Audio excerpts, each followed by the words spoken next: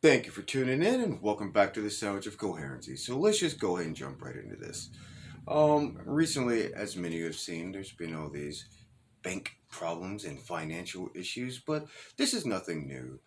Um, and I mean, honestly, to tell you the truth, the writing's been on the wall. You cannot print your way out of debt. This whole bubble of the money printing, the overspending. I mean, there's no way anybody looking at this could have sat back and said, this is a good idea. No, no, no. If you're paying attention, you realize that this was going to explode. And now it has begun to explode.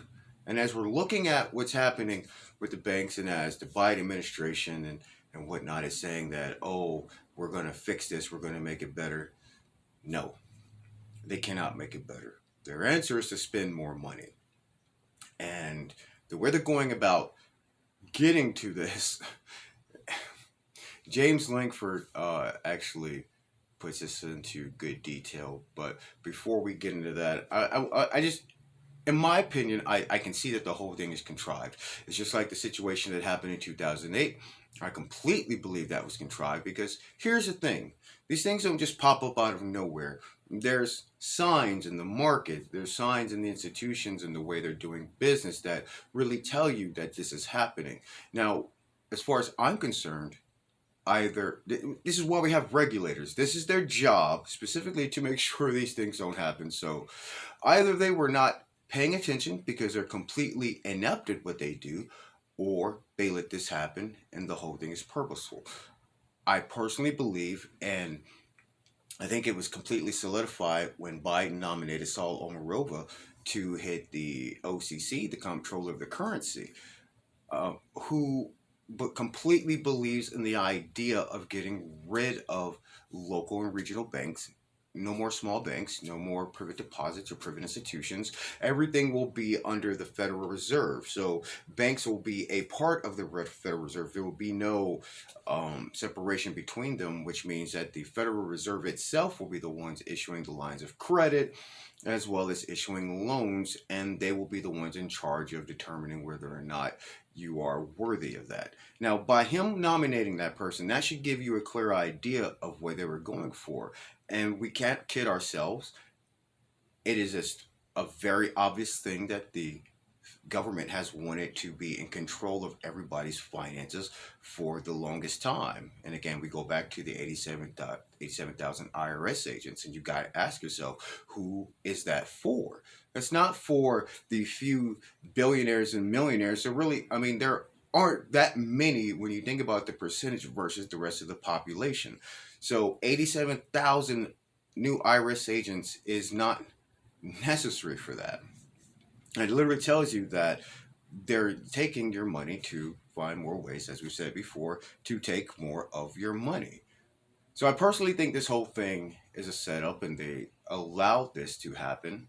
And you have a situation now where Bank of America is now saying they're taking in record deposits. I don't know, somewhere between $5 and $15 billion. This is what they wanted.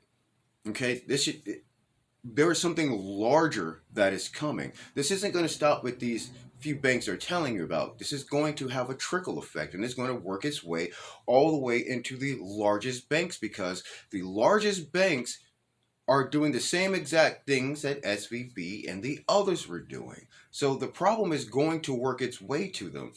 So when I hear that they're taking in record deposits because people are pulling out their money from the other banks and sticking it into them, this is what they wanted. This is the same as I think is what happened with the First Depression when J.P. Morgan put out those rallying calls into the newspapers telling the public that the banks were going solvent. And what did that do?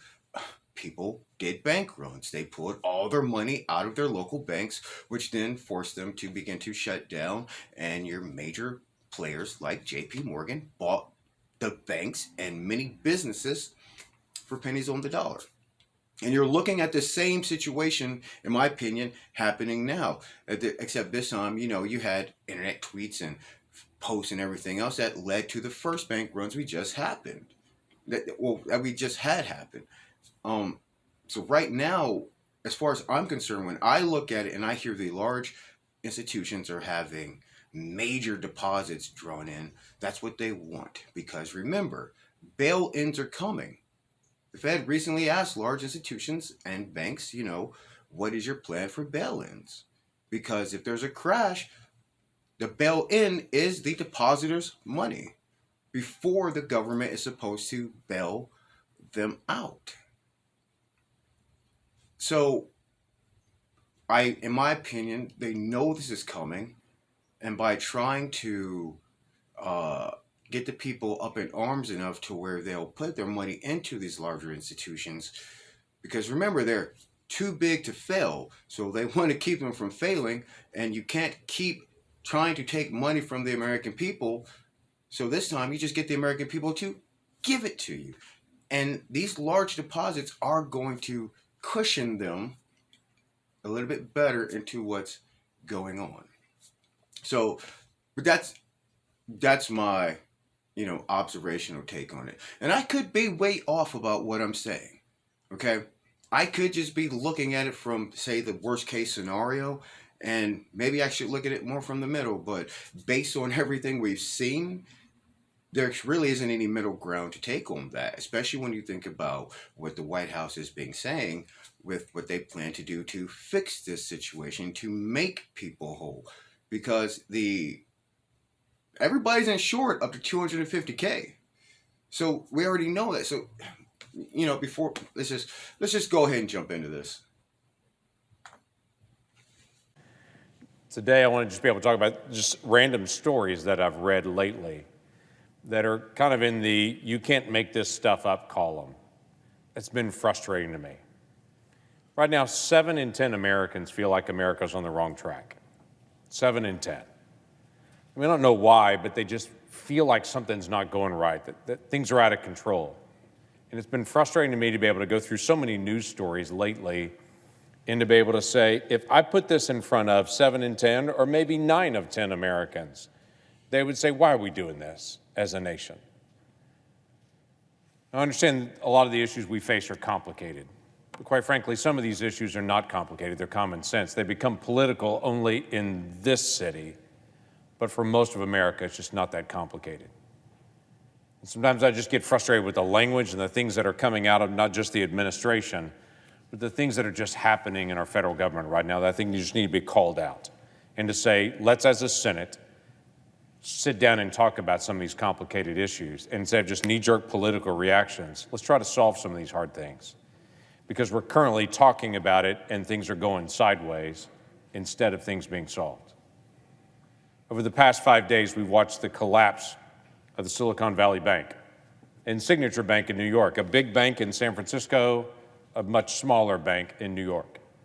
Both of them, we've now had the FDIC step in, and they're going to save every single person in the bank and to be able to make sure they're whole. Now, that's very different than typical. Most Americans know you're insured up to $250,000, but the Biden administration stepped in and said, oh no, everyone's going to be kept 100% whole. The comment that's come out of it has been, well, we're going to make sure no taxpayers have to be able to cover this, though. And then if you listen closely, the very next statement is, it's going to come from an assessment on the banks instead. Now, let me tell you what that means.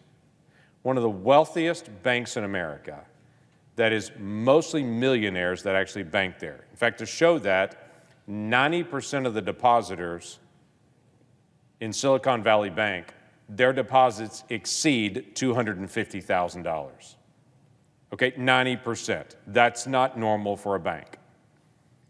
In that bank in San Francisco, all of their depositors are going to be bailed out. And the way that they're going to be bailed out is they're going to put a special, what they're calling an assessment on banks across the country. So let me tell you what's happening in the next few months. Banks in Oklahoma, in rural towns, are about to pay a special fee to be able to bail out millionaires in San Francisco. Now, what Oklahoma banks and bankers had to do with that bank failure in San Francisco, I have no idea. But the comments being made over and over again, no taxpayer is going to be affected by this. I'm sure my bankers would be glad to know that they don't pay taxes anymore, apparently, And I'm sure every person that banks there will be interested to know when their bank fees go up and when their interest rates go down to be able to cover what happened in San Francisco. Now listen, I don't want to see a contagion of banks either, but let's be honest. What's really happening is a backdoor tax increase on every single American's just not using the IRS to do it, it's using community banks to do it all over the country. To charge them a quick higher fee, which they know will mean a higher fee to the people that are members of their banks. And that's how it's going to get covered. Rather than the typical way this would get covered by actually taking that bank, actually doing an auction, auctioning it off to other banks to be able to take it in. I look at that and say, you can't make this stuff up in some ways. To be able to say, no taxpayer is going to be affected, but quietly, taxpayers across the country are going to be affected by this. I was surprised when I saw the president's budget come out, when he said this is a new budget and a new way to be able to reduce deficits. When the budget proposal he has is $6.8 trillion. That's the spending number, $6.8 trillion. To put this in perspective, in just 2019, 4 years ago, total spending for the federal government was $4.4 trillion. That's the last year before COVID, $4.4 trillion. Now post-COVID, the president's budget is $6.8 trillion in new spending. $6.8 trillion. Where are they getting that money from? You know, but to address what he said, I mean, this is just absolutely insane. I didn't like they say like HSBC or whatever it was bought like SVB for like $1 or some shit, or am I getting that wrong? Some kind of ceremonial price or something. I wonder if that's so that it wouldn't have to be auctioned off. I don't know, but again, you know, think about what he's saying. Passing fees on. It's not just going to be Oklahoma. Like he says, he's just speaking for his state, you know, but this is going to be a nationwide thing. You're going to have hundreds of millions of Americans paying fees to cover the actions or cover the losses because of the actions of greedy bankers who got them into this who got themselves into this situation to begin with, from being greedy with their depositors' money, buying shitty bonds and whatnot. The fact that the president and the Treasury Secretary moved so quickly to put a plan into place to cover this tells you that this was obviously contrived. They were obviously aware of something. They didn't just come up with this plan. They already had this idea worked out, which is why they are so quick to put it into place.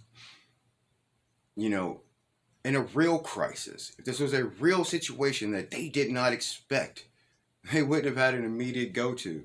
The fact that they have an immediate go-to just tells me that they knew exactly what was going and they know exactly what they're doing. And this is just giving them more signal to be able to come out and say, see, this is why the federal government needs to be in charge of your money. Look at the actions and the failures of these banks. You know, pushing this idea of moving towards the idea of digital payments and whatnot, which the ISO 20022 starts on March 20th. So if you have cryptocurrencies, you might be looking good if they're ISO compliant. But hey, I guess we'll see what happens. But let's go and get into this last little clip with Langford again, as he's questioning the Treasury Secretary, Janet Yellen, who has been an absolute horrible waste of space in the government. This witch, I don't care what you want to call her. This woman is absolutely disgusting, in my opinion. Now, people will say, well, you shouldn't talk about her like that. You should at least show some sign of, respect. No, fuck that woman. This is the same woman who testified saying that, abortion is good for the workplace, We need more women getting abortions. Pretty much what she broke down was that we need more women getting abortions so that you can get your fucking arses to work. That's really what it comes down to, is that they need more bodies in the workplace, and you deciding that you want to have children and stay home and take care of a family, well, that's not good for the tax collection. That's really what it boils down to. And the simple fact that it was applied towards minorities and whatnot. Yes, minorities. You need to keep killing your babies so that you can get your fucking tails to work. Shit. We don't need you reproducing. We need you paying taxes. And isn't it crazy that you can get demonetized for saying such words, despite the fact that they're major national issues and things that are part of everyday life that we have to have conversations and talk about? But if you look across YouTube and different platforms, people have to edit and, silence the word abortion because they're afraid to say that, because I don't understand how that's offensive. I don't understand how it's offensive. We got to talk about the Supreme Court cases. We have to talk about the state rights issues with this whole nonsense, but we can't say the word. No. Don't say the word. Shh. Just say everything but the word. Say words that kind of give the idea. But no. Don't say the word, because if you say the word, people pay attention to what it is. And the word carries weight to it. But again, let's get to the witch. New creative definitions of what it means to be made in America. We now have new treaties that are popping up that are not really treaties, not really free trade agreements, but are being declared free trade agreements to allow from the Inflation Reduction Act actions from Japan and Germany to now be defined as made in America. I find that very... And how does that work? And we're going to have to read, again, we've gone over the Inflation Reduction Act and a lot of the nonsense that was in it. And, and I know people are saying, well, why didn't we know about it then? These things are huge.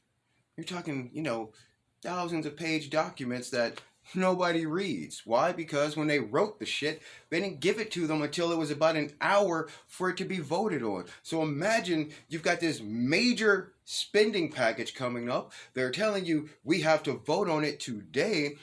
It's 3,000 pages long, and we sent it to you an hour before the vote starts. You need to get that printed and read and make a decision.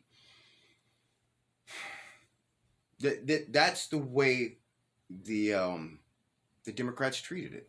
That's why they didn't put forth a budget to the floor at any point. Very creative. Love to talk about all that. Don't have time. I need to be able to drill in on a couple of things. Let me start with some of the banking issues we're dealing with on it. Will the deposits in every community bank in Oklahoma, regardless of their size, be fully insured now? Are they fully recovered?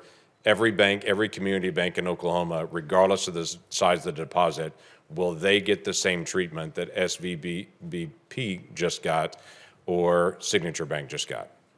A bank only gets that treatment if a majority of the FDIC board, a supermajority of the Fed board, and I, in consultation with the president, determine that the failure to protect uninsured depositors would create systemic risk and significant economic and financial consequences. So what is and your we plan? made that determination. Right. So what is your plan to keep large depositors from moving their funds out of community banks into the big banks? We have seen the mergers of banks over the past decade.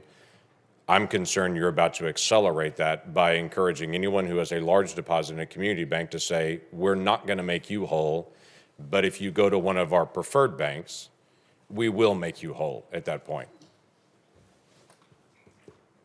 Look, I mean, that's certainly not something that we're encouraging. That is happening right now.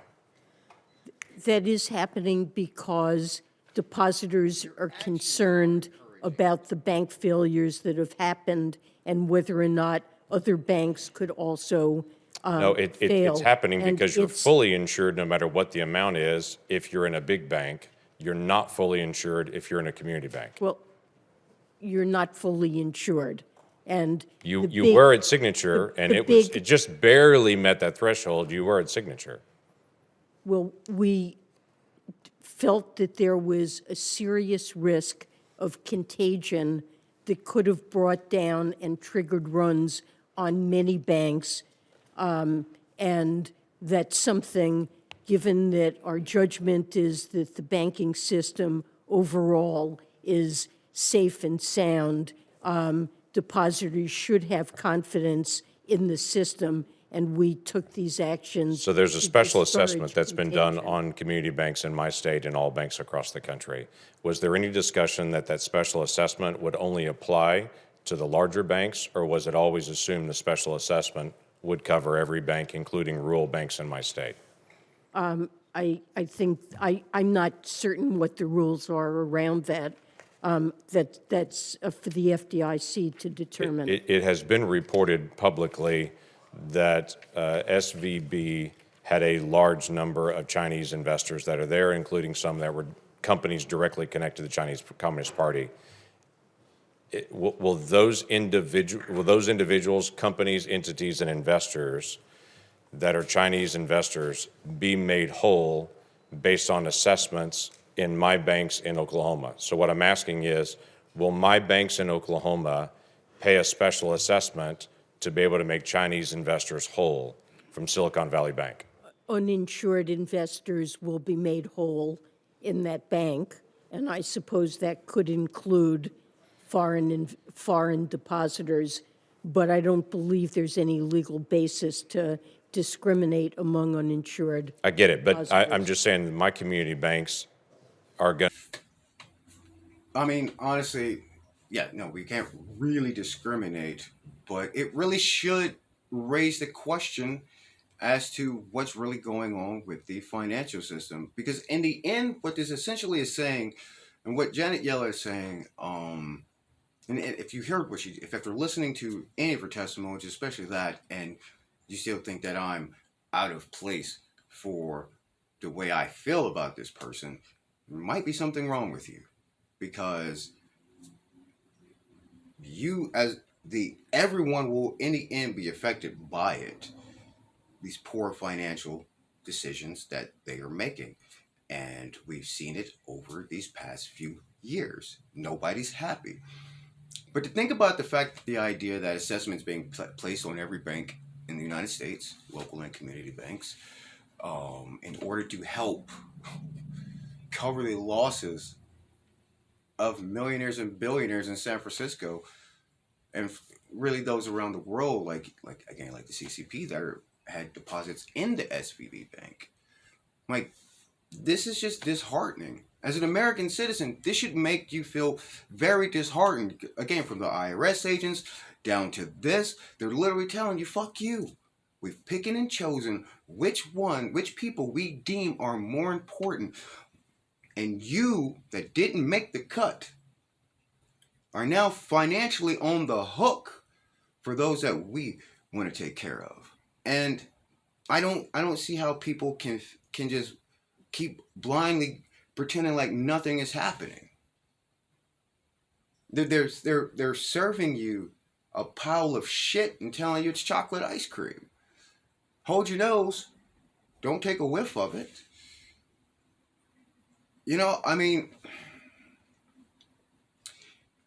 again, at this point, all I can say is that I hope these little bits right here are helping people to wake up to what's going on around you. The government is coming after you. They're moving for this globalized, centralized nonsense. And even this idea, made in America, but it's not made in America. But we're changing assessments so we can say it's made in America. This is pushing more industry out of the United States, when the Biden administration is supposed to be bringing it in. But we've seen from their actions that their whole goal is to make the United States fall apart so that the United Nations can team up with them and help build us up in their socialistic kind of ways. Fuck that. I enjoy my freedoms. I absolutely do. We've seen around the world what happened to people who didn't have things such as a constitution or a Bill of Rights. Fuck that. Okay? I would much rather die on my feet than live my life on my knees being oppressed. Period. And I think it's time for people to decide which side of that one they want to stand on. But I thank you for tuning in, and we'll catch you next time.